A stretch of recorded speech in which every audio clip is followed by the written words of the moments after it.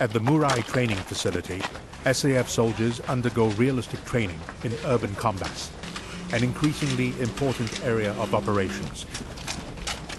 These days, troops are expected to be operationally proficient in both natural and urban environments.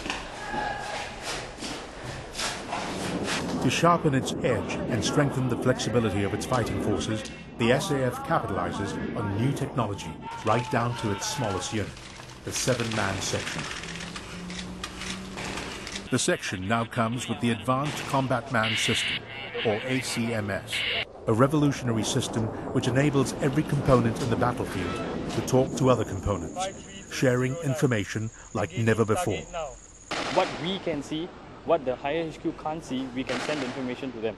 I know where my men are, I can allocate them, I can tell my commanders, I can know where I am actually, and easier to navigate at this point in time. We don't need maps. There's already a saved map inside, the 3D, 2D, and the air photo, so it's very simple to navigate through the places. With the ACMS, ground troops can access the wider network of SAF resources to strengthen their mission readiness. With just a simple push of a button, soldiers can call headquarters for medical help or request fire support from nearby forces. In response, commanders can assign snipers to eliminate problematic targets, or even activate artillery fires or air assets to cut off the withdrawal of fleeing enemy forces. Never before have soldiers on the ground had so much firepower at their disposal.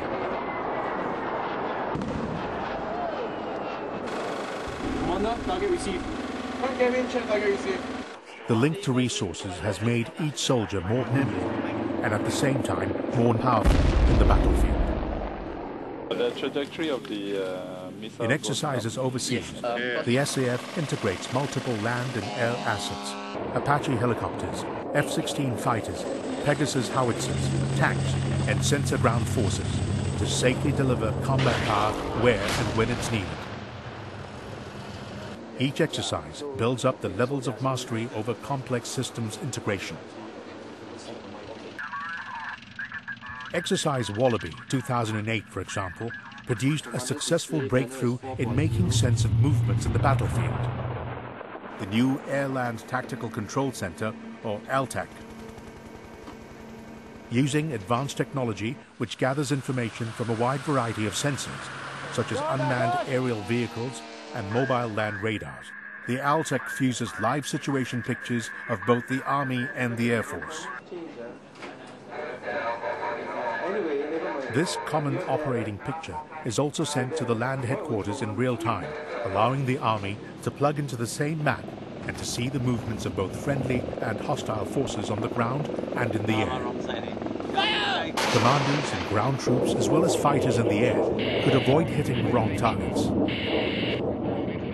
What this does is, at the end of the day, able to give me a better situational awareness of what is out there, where my friendly guys are, and where is the unknown, where is the enemy. It's about going out there, training, going out there and validating new concepts. I mean, we're at the point where you just can't copy somebody. You got to go down and develop it. And that makes us stronger together as we take this journey together. Exercise Wallaby 2008 also marked the debut of the SAF's Leopard 2A4 main battle tanks, acquired from Germany. At over 55 tons, the Leopard has 1,500 horsepower and a 120mm caliber smoothbore gun with stabilization and thermal imaging. It engages targets much faster and fires with high accuracy on the move.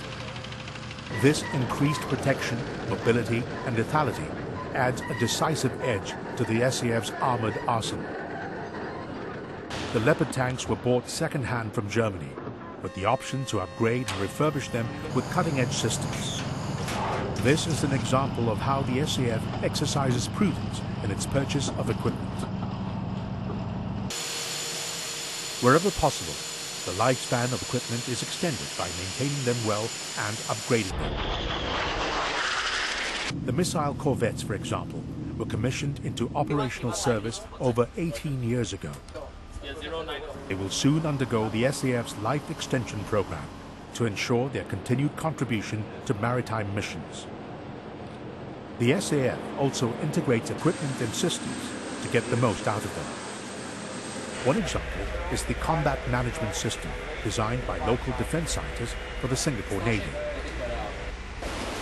The many sensors and weapons on board the Navy's stealth frigates are all integrated into one command and control system.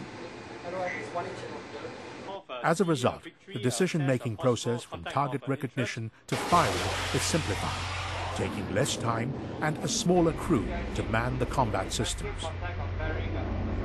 But when it needs to do so, the SAF acquires the world's best systems to keep its fighting edge as sharp as possible.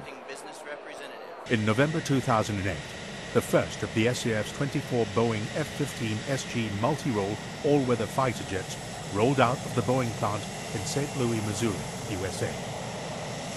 It comes equipped with a cutting-edge radar system that can track and engage multiple targets with precision-guided weapons for air and surface targets. The SG variant is the most advanced and technologically sophisticated F-15 built to date. The F-15 SG is a variant of the combat-proven F-15E. The government and people of Singapore can be proud that they've acquired a modern, extremely capable, and affordable weapon system. It will counter not only today's threats, but threats far into the future. You have capabilities that we actually have not got in my Air Force yet. We look to Singapore in some ways for an example of how you've mechanised or integrated all those capabilities together. Building an effective defence force takes many years and cannot be done in fits and starts. It would be too late to start buying weapons and to raise and train forces only when an obvious threat confronts us. It takes years to bring a major new capability into service. From conception to bringing the system into operation with fully trained servicemen and supporting infrastructure. Which is why Singapore takes a long-term view of defence, making careful and continued investments to deliver a strong and ready SAF. An SAF with full-spectrum capabilities to fight decisively in war and to respond flexibly in peacetime. An SAF equipped to confront present and future threats from 360 degrees.